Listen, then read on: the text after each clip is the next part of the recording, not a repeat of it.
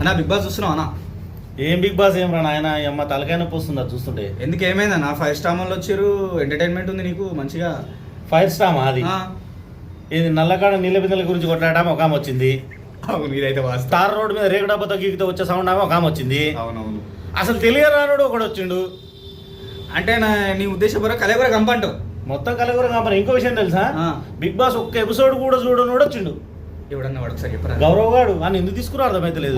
నీకు నాకు పీకి నాకి పోయింది అది. అవును. అసలు ఇది తెలుగు బిగ్ బాస్ చూసినట్టు లేదు. నీకు వచ్చింది నాకు పోయింది. ఏ సరే జగన్ నువ్వు ఆగు. పోదాం. ఏడికి పోదాం?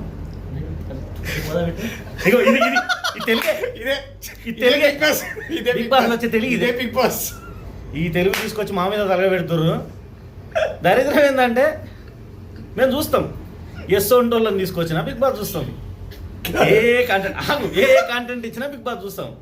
ఎందుకంటే పక్కిట్ల గొడవలు మాకు ఇష్టం కాదు. తెలుగు బిగ్ బాస్లకి తెలుగు రానని పట్టుకొచ్చారు. ఎందుకు తెలుసు అసలు నీకు అది? మనం ఇది నేర్చుకుంటాం. ఇది పోయింది. ఈ 5 స్టార్ వచ్చినప్పటి నుంచి ఆ ఇమాన్యుల్కి ఇచ్చే స్కోప్ ఇస్తలేరు, ఆ సంజనకి ఇచ్చే స్కోప్ ఇస్తలేరు. మరి లాస్ట్కి ఏం చేద్దాం అనుకుంటారు ఏమో.